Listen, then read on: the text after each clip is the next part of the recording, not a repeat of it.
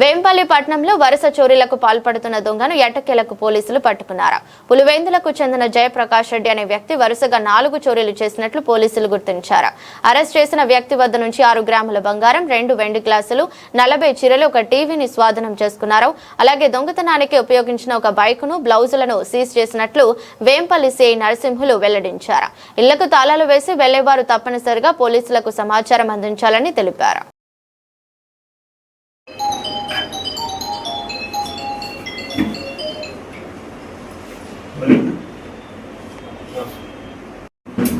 అందరికీ నమస్కారం. ఈరోజు ఈ నెల 21 అదేవిధంగా 22వ తారీఖు జరిగినటువంటి వేంపల్లి టౌన్లో జరిగినటువంటి అదేవిధంగా హెచ్పి బై నైట్ అదేవిధంగా హెచ్పి బై డే జరిగినటువంటి కేసుల్లోన అదేవిధంగా గతంలో జరిగినటువంటి ఒక 2 కేసుల్లో కూడాను ఒక జయప్రకాష్ రెడ్డి అని చెప్పేసి ఒక ఓల్డ్ అఫెండరు, ఇతను నేటివ్ ఆఫ్ వచ్చేసి కొండారెడ్డి కాలనీ పులివెందులో ఉంటాడు. సో ఇతన్ని గతంలో కూడాను ఇతని మీద 2017 నుంచి కూడా కేసెస్ గలవు. దగ్గర వెంపల్లో ఉన్న 5 కేసులు గలవు. అదేవిధంగా ఇతని మీద మాకు రాబడినటువంటి సమాచారమే కలవు.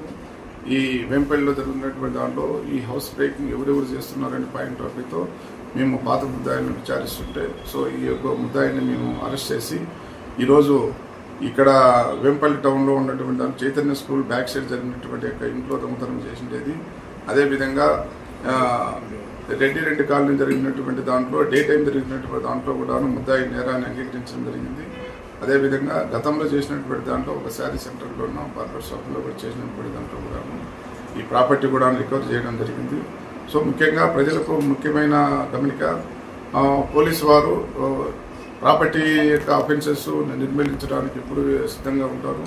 ప్రజలు ఎవరైనా వేరే ఈ స్కూల్స్ వలన చాలామంది వేంపల్లి టౌన్లో హౌసెస్ తీసుకొని ఉంటారు.